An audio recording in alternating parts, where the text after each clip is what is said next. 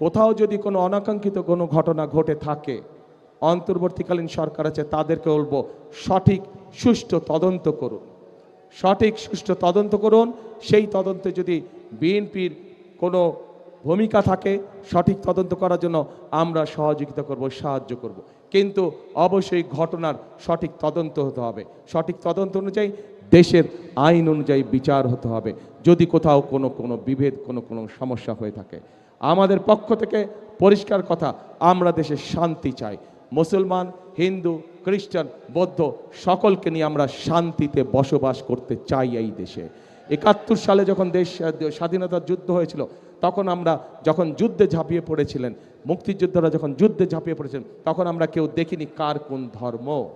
২০২৪ সালের ৫ই আগস্ট যখন দেশের মানুষ রাজপথে নেমে এসেছিল স্বৈরাচারকে বিদায় করার জন্য, তখনও আমরা কেউ দেখিনি কার ধর্ম কোনটা, কে মুসলমান, কে হিন্দু, কে বৌদ্ধ, কে খ্রিস্টান। কাজে আজ দেশ গড়ার সময় এসেছে, আজ গণতন্ত্রকে রক্ষা করার সময় এসেছে।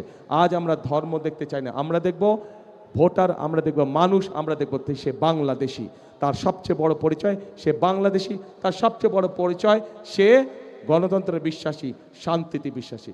যারাই গণতন্ত্রে বিশ্বাসী, যারাই শান্তিতে বিশ্বাসী, আমরা তাদের সাথে আছি, আমরা তাদেরকে আমাদের সাথে রাখতে চাই।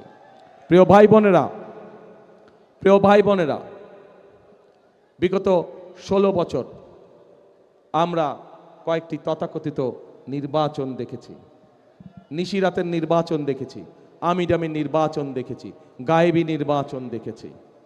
দেশের মানুষ ভোট দিতে পেরেছিলেন আপনারা? পারেননি আপনারা ভোট দিতে। তারা চলে গেছে যারা ভোটের অধিকার কেড়ে নিয়েছিল। কিন্তু আরেকটি মহল ষড়যন্ত্র শুরু করছে, ভেতরে ভেতরে ষড়যন্ত্র করছে কিভাবে এই নির্বাচনকে ক্ষতিগ্রস্ত করা যায়, কিভাবে বাধাগ্রস্ত করা যায়। আজ এখানে হাজার লক্ষ মানুষ যারা আপনারা উপস্থিত হয়েছেন, আপনারা সহ আপনারা যত মানুষের সাথে দেখাবে প্রত্যেককে বলবেন যে আগামী ১২ তারিখে নির্বাচন যাতে কেউ বানচাল করতে না পারে সেজন্য সকলকে সতর্ক থাকতে হবে, সকলকে সজাগ থাকতে হবে। প্রিয় ভাই বোনেরা, আমরা যদি জনগণ যদি ১২ তারিখে সজাগ থাকে, জনগণ যদি ১২ তারিখে সতর্ক থাকে, ১৩ তারিখ থেকে শুরু হবে জনগণের দিন ইনশাআল্লাহ। এই বাংলাদেশে ১৩ তারিখ থেকে হবে জনগণের দিন। জনগণের প্রত্যাশা, জনগণের আশা, জনগণের আকাঙ্ক্ষা যে সকল আছে সে সকল বিষয়ের কাজগুলো ধীরে ধীরে পর্যায়ক্রমিকভাবে শুরু হবে।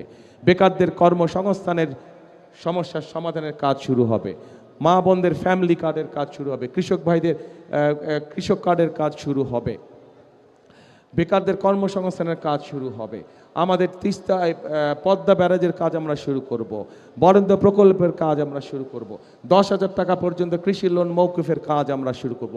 এই কাজগুলো হচ্ছে জনগণের কাজ এবং এই কাজগুলো ইনশাল্লাহ ১২ তারিখে ধানের শীষ জয়যুক্ত হলে পরে ইনশাল্লাহ ১৩ তারিখ থেকে শুরু হবে জনগণের জয়যাত্রা। সেজন্যই প্রিয় ভাই বোনেরা, সব